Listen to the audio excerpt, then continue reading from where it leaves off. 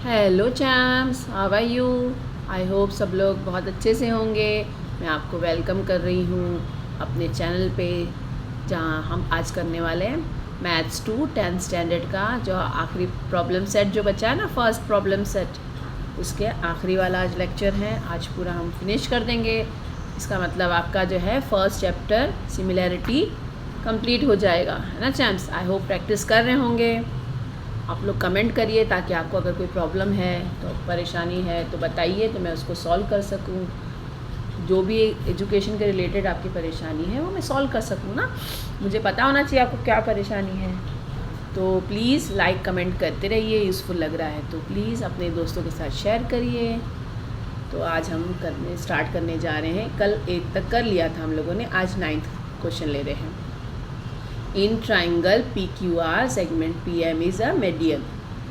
Median है angle bisector of angle PMQ and angle PMR intersect side PQ and side PR in point X and Y respectively. Prove that XY is parallel to QR। ठीक है, देखिए ये figure दी है आपको। उसमें क्या बोला है PQR, ये PQR उसका PM जो मीडियन है, मीडियन यानी दो अलग अलग पार्ट्स में कर देता है, सेम बाइसेक्ट करता ही है ना। Angle bisector of PMQ, PMQ को कौन बाइसेक्ट कर रहा है, MX। ठीक है, X जो है रे इधर जा रही है तो MX जो है इनको बाइसेक्ट कर रहा है। वैसे ही PMR को Y रे जो है वो बाइसेक्ट कर रही है। तो आपको क्या प्रूफ करना है चैम्स, आपको प्रूफ करना है XY जो है QR के बराबर है। तो अगर हम इनको प्रूफ कर देंगे तो आराम से हम ये प्रूफ कर सकते हैं। ये तो हमको एक एक्टिविटी पार्ट दिया है, कंप्लीट द फॉलोइंग करना है। तो इन PMQ चैम्स देख लीजिए, PMQ ये वाला ट्राइंगल, ठीक है। PMQ में MX जो है बाइसेक्टर है एंगल PMQ का बाइसेक्टर है। जब बाइसेक्टर होता है, दिया भी है उसने थ्योरम ऑफ एंगल बाइसेक्टर, तो क्या लेते हैं हम PM/MQ और PX/XQ, याद होगा ना आपको।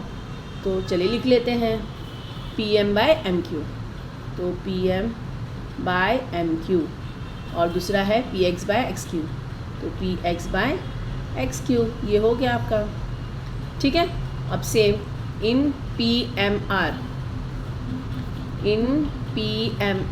ये वाले ट्राइंगल में X जो रे है वो बाइसेक्ट करती है एंगल PMR को, M को बाइसेक्ट करती है। तो बाइसेक्ट करती है तो क्या करते हैं चैम्स, PM/MR और YR/YP, RY/YP, ठीक है ना। यही होगा ना चैम्स। तो ठीक है, चलिए लिख लेते हैं क्या आएगा, PM/MR और YR/YP, ठीक है। YR या RY/PY, ये दोनों को, ठीक है चैम्स। ये कौन सा आया, theorem of angle bisector. But MP and MQ is equal to MP/MR। MP कौन सा है ये, MP/MQ, ठीक है। MP/MQ एंड MP/MR, ये वाले, ये भी जो है क्योंकि मिड पॉइंट का है तो इस वजह से MQ और MR जो है आपके मिड पॉइंट आने M जो है मिड पॉइंट है QR का, M जो है मिड पॉइंट है QR का, hence MQ is equal to MR। MQ और MR इक्वल है, देयरफॉर देख लीजिए चैम्स, MP और MQ हो गया, MP और MR हो गया। ये हमको दिया हुआ है क्योंकि ये मिड पॉइंट है, M जो है मिड पॉइंट है QM का, तो ये QM है और MR दोनों इक्वल साइज इक्वल लेंथ के होंगे, ठीक है। देयरफॉर PX/XQ और PY/YR, तो ये कौन सा प्रोपोर्शनल हो गया, converse of basic proportionality theorem के हिसाब से। Therefore XY is parallel to QR। ये बस आपको ये लिखना था, आपको ये थ्योरम पता होने चाहिए ना, थ्योरम ऑफ एंगल बाइसेक्टर। अगर याद होगा तो आप आराम से कर लेंगे इसको चैम्स, है ना। तो हमने इसको सॉल्व कर लिया। आपको कैसे लगा ये बता दीजिएगा। अगर कोई परेशानी है प्लीज़ बताने में हेजिटेट ना करिए, कमेंट करिए ताकि मुझे पता चल सके। चैम्स हमारा 10th वाला एग्जाम्पल है। In figure 1.78 bisector of angle B and angle C of ABC intersects each other in point X। देखिए ABC और ये ABC ट्रायंगल में B और C को एक X और Y जो है वो इंटरसेक्ट करते हैं, और कहाँ मिलते हैं वो, line AX intersect side BC। AX जो है वो BC को इंटरसेक्ट कर रही है पूरी, ठीक है ना। BC is in point 4, BC in point Y, sorry ये Y है तो ये Y है, ठीक है। AB is equal to, AB आपके पास 5 है, AC 4 है और BC आपके पास 6 है। तो आपको AX बाय XY ये फाइंड आउट करना है, AX बाय XY, ठीक है ना। आपको ये 5 दिया है, ये 4 है, ये 6 है, आपको ये वाला रेशो फाइंड आउट करना है। ये बाइसेक्टर्स है, ठीक है चैम्स, इजीली कर सकते हैं। चलिए शुरू करते हैं। सॉल्यूशन दिया, गिवन क्या क्या दिया है हमने वो लिख लिया। रे BX एंड रे CX R angle bisector of angle B and C। AB is 5, AC is 4, BC is 6 in triangle ABY। देखिए चैम्स, अब यहाँ पे देखिए ABY ये ट्राइंगल, पूरा ट्राइंगल, ठीक है ना। उसको ABY को क्या बाइसेक्ट करता है, BX ये बाइसेक्ट करता है। तो बाइसेक्टर ट्रायंगल के इससे क्या आ जाएगा थ्योरम से, AB बाय BY और AX बाय XY, ठीक है ना। ये तो है ना, आपको पता है ना, हम तो याद है, हमको सब ये करा हुआ है। तो वैसे ही मैंने लिख दिया, in triangle ABY angle ABY is bisect of by ray BX, therefore AB by BY and AX by XY, that is angle bisector theorem. In triangle ACY, ये देखिए एंगल ट्राइंगल, ये वाला ट्राइंगल ये देखिए इस तरफ कर देती है। ACY में इसको बाइसेक्ट कौन सा करता है, तो C को बाइसेक्ट करता है CX, ठीक है ना। CX ये बाइसेक्ट करता है। बाइसेक्ट करने पे क्या आता है, AC by CY is equal to AX by XY, ये पता है ना हमको, तो वही लिख दिया मैंने। ये भी bisector theorem, angle bisector theorem से, in triangle ACY ray CX is the angle bisector of C angle C, therefore AC by CY is equal to AX by XY।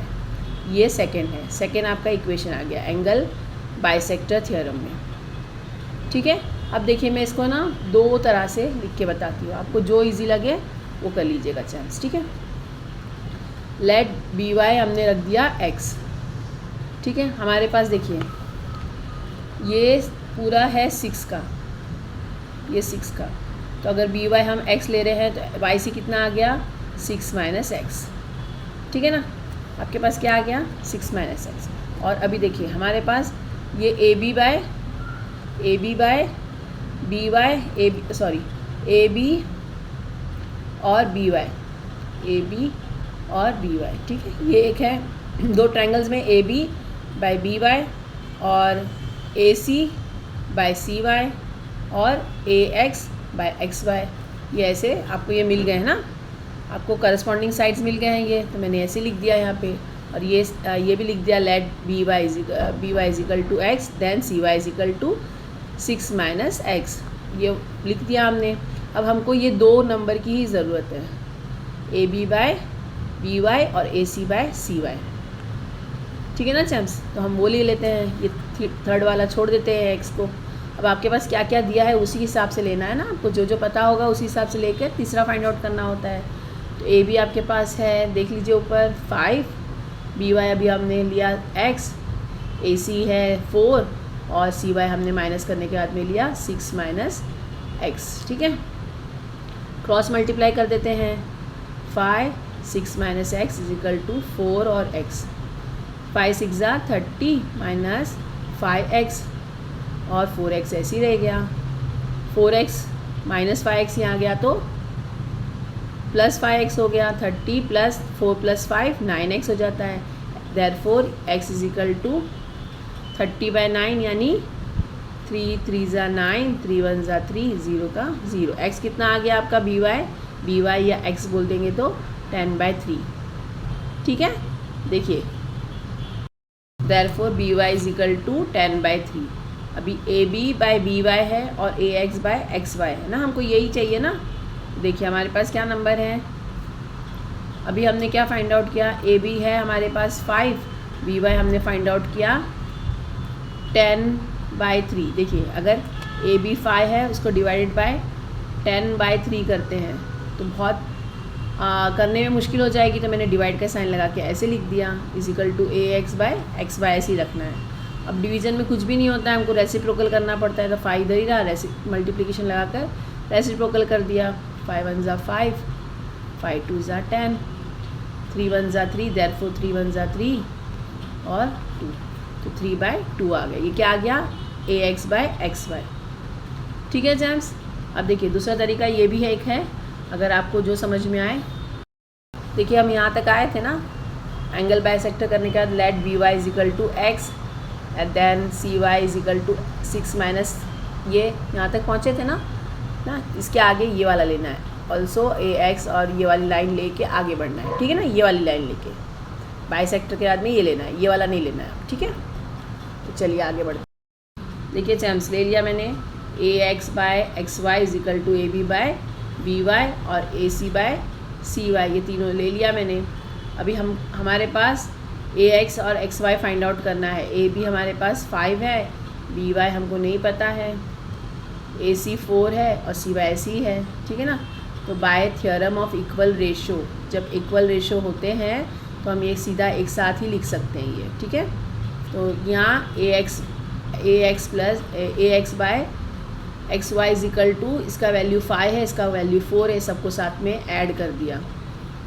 ठीक है, 5 + 4 और बी वाई प्लस सी Y, ये हो गया 5 + 4 9 हो गया। क्यों ये हो गया कि बी वाई जो है बी और सी के इन बिटवीन है, इसलिए हम दोनों को प्लस कर लेंगे तो 9 आ जाएगा हमारा। ठीक है ना, अभी देखिए बी सी हमको फाइंड आउट करना है, तो इसको इधर ही ऐसे ही रख, बी सी हमारे पास 6 है। ठीक है ना, ए एक्स बाय एक्स वाई हो गया, 9 हमने अभी फाइंड आउट किया है प्लस करने के बाद में, और ये जो है बी सी, क्योंकि बी और ये जो सी हमने निकाला तो वाई हट गया, बी सी जो है 6 है हमारे पास, ये हो गया 3 2 ज़ा 6, 3 3 ज़ा 9। ठीक है ना चैम्स, तो आपको कौन सा वाला मेथड इजी लगा है प्लीज़ कमेंट करिएगा, ताकि मैं और भी अच्छे से आपको ट्रिकी क्वेश्चंस जो है वो इजी ट्रिकी से सॉल्व कर सकूँ। ठीक है चैम्स, चलिए चलते हैं आगे बढ़ते हैं क्वेश्चन नंबर 11 की तरफ। चैम्स 11 क्वेश्चन है हमारा, in quadrilateral A B C D segment A D is parallel to segment B C, A D is parallel to segment B C, diagonal AC and diagonal BD intersects each other at point P, then show AP by PC and PD by BP। तो आपको ये कौन से दो triangle लेने चैम्स, ये दोनों, ये जब दोनों सिमिलर बता देंगे हम तो इनके करस्पॉन्डिंग साइड्स इक्वल हो जाएंगे। ठीक है ना, सिमिलर हो जाएंगे। तो लेट्स स्टार्ट। अभी मैंने लिख लिया सॉल्यूशन है, गिवन क्या दिया है, coordinate A B C D is a parallelogram, यानी दोनों एक दूसरे के सामने है। ठीक है ना, पैरेलल्स है, segment A D is parallel to segment B सी।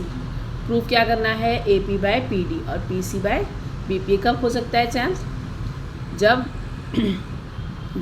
हम ये प्रूफ करेंगे दोनों ट्राइंगल जो है वो सिमिलर है। ठीक है, प्रूफ स्टार्ट करते हैं। Segment A D and segment B C and B D is that transversal.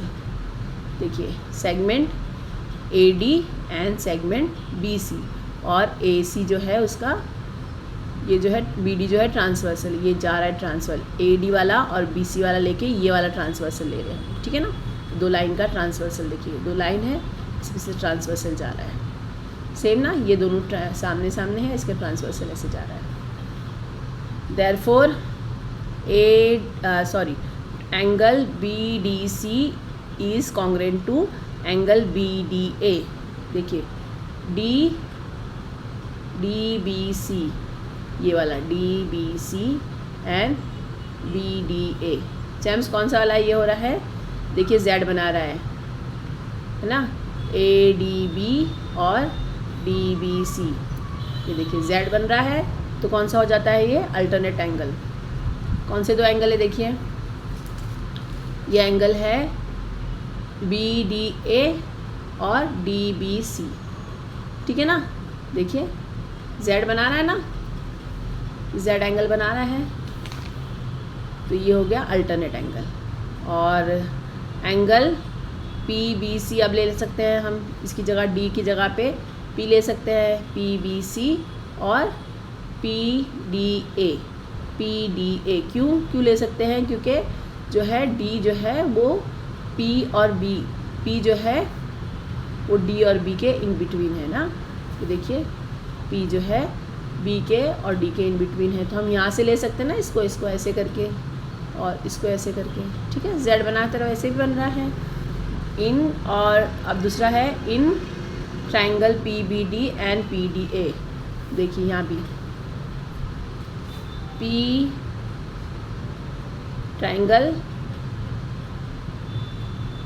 PDA और PBC, ये वाला ट्रायंगल, ये वाला ट्रायंगल, उसी में बार बार लेना है।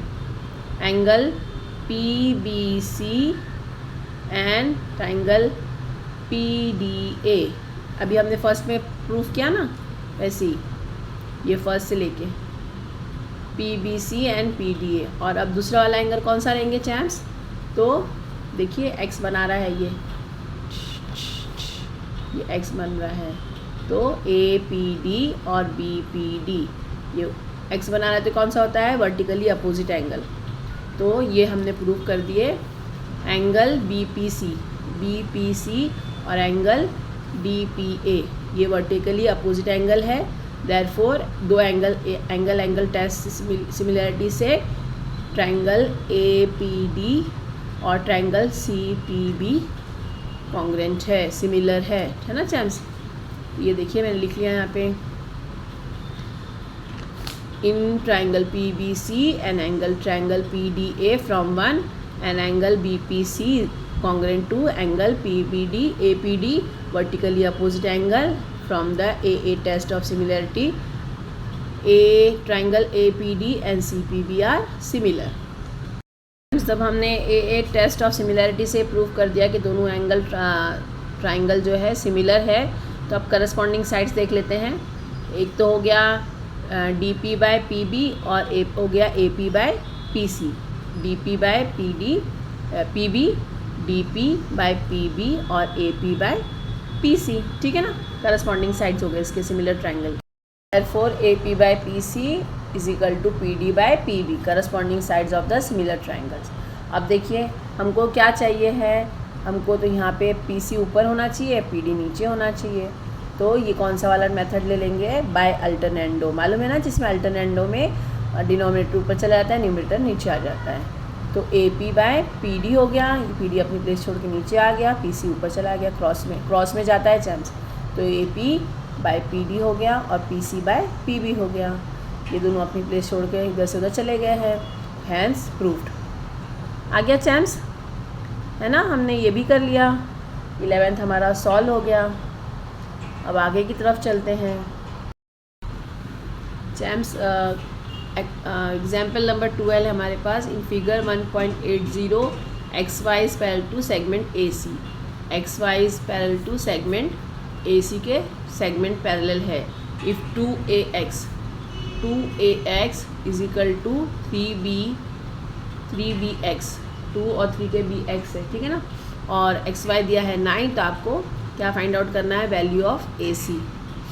AX 2 है और BX 3 है, ठीक है ना, 3, और आपको XY जो है 9 दिया है, तो आपको फाइंड करना है ये पैरेलल लाइन वाला। देखिए वैसे ही लिख लिया, 2X is equal to 3BX। अब देखिए अगर हम इसको ऐसे लेते 2AX इंटू 3BX, जब AX और BX को साथ में करते हैं इज इक्वल टू 3, और ये 2 अपनी जगह प्लेस छोड़ के वहाँ पे चला गया, तो आपके पास यहाँ क्या आया, AX की जगह पे 3 और BX का 2, तो यही लिख देते हम 3X प्लस ये 3X हो गया और ये 2 हो गया। चैम्स आ गया समझ में, ठीक है ना। हमने सिर्फ दोनों को एक तरफ किया है, अब देखिए आपके पास क्या है, ए एक्स कितना है चैम्स, ए एक्स है 3 और बी एक्स है 2। क्या लिख लेंगे हम, ये 3 ए एक्स की जगह पे, बी एक्स की जगह पे 2 और बी एक्स की अगेन 2। ठीक है, तो अब कितना हो गया, A X plus B X कितना हो जाता है, यानी A X plus B X कितना हो गया, ए बी कितना हो गया, A X plus B X, A B कितना हो गया 2 + 3 यानी 5। और बी एक्स कितना है आपके पास, ऑलरेडी बी एक्स हमने यहाँ पे निकाला है 2। ठीक है ना चैम्प, ये 2 हो गया।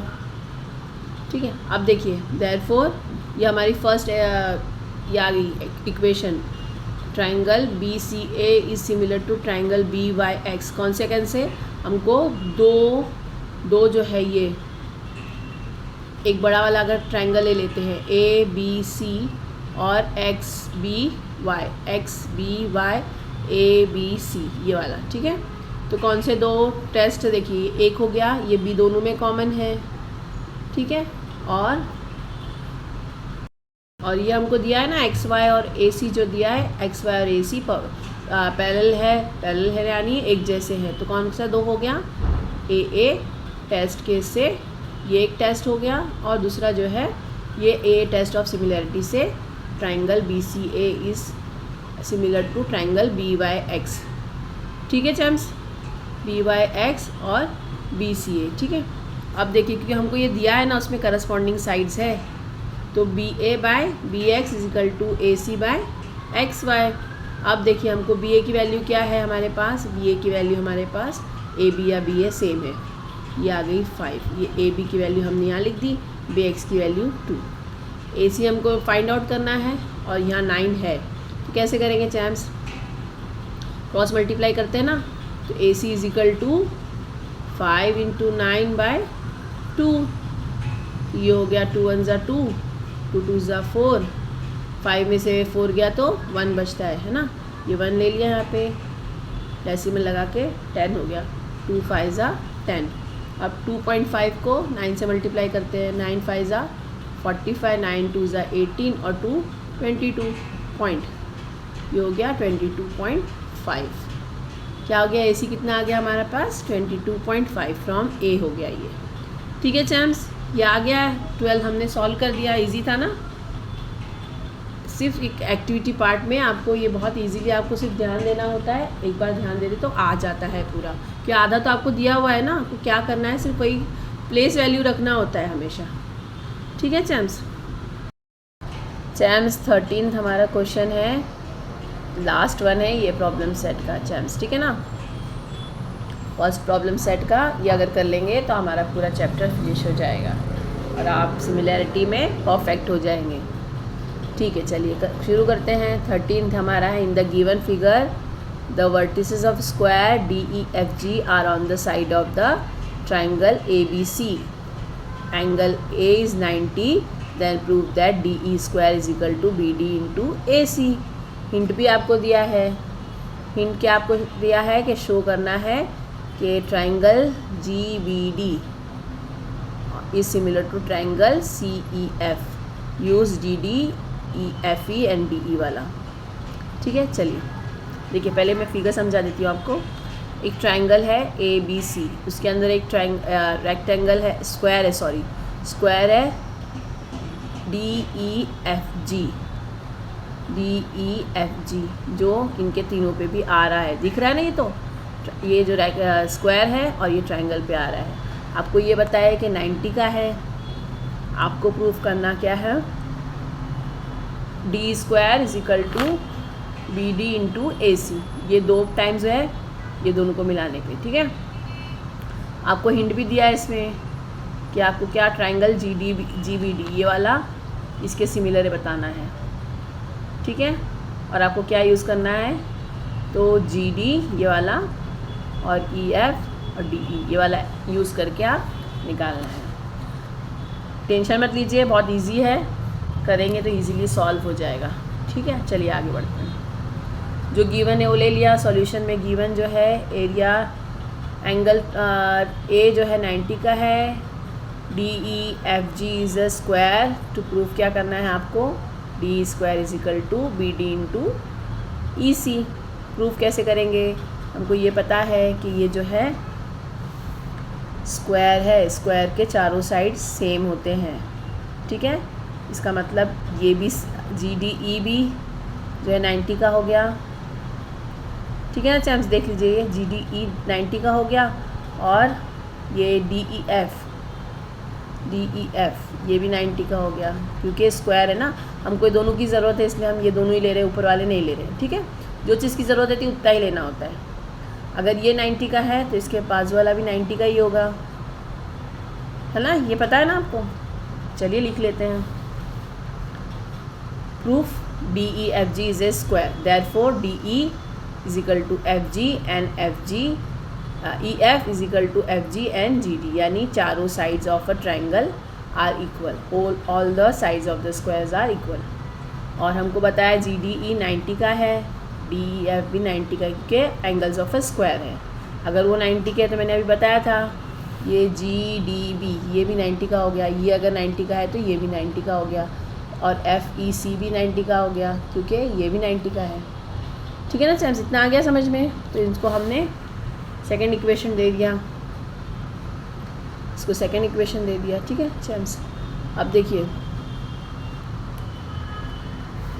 इन ट्राइंगल CBA, अब देखिए मैंने आपके लिए यहाँ पे छोटा सा ट्राइंगल बना दिया, जैसे ये ट्राइंगल्स बने हुए ना, उसी के हिसाब से मैंने ये छोटा सा बना CBA, ये बड़ा वाला ट्राइंगल है। 3 ट्राइंगल्स बना दिए मैंने आपके लिए। देखिए ये एक CBA और एक CEF और एक BDG, देखिए छोटे से रफ वर्किंग में बना दिया है मैंने आपको। तो CBA बड़ा ट्राइंगल है, और ये GDB एक छोटा ट्राइंगल है, और ये जो है FEC और एक छोटा ट्राइंगल है, ठीक है। तो अब देख लेते हैं in triangle CBA and triangle GBD। CBA ले लेते हैं, CBA बड़ा वाला ट्राइंगल, और GBD। इसमें देखिए हमको तो एक बताया है ना, ये हमने निकाले D जो है 90 का है, और ये हमको दिया है 90 का ऑलरेडी। तो CAB is congruent to angle GDB, क्यों? क्योंकि ईच ऑफ आर 90 डिग्री। फिर वैसे ही अब देखिए इसमें GBD और ABC, तो B दोनों में भी कॉमन है, तो CBA is congruent to angle GBD, common angle.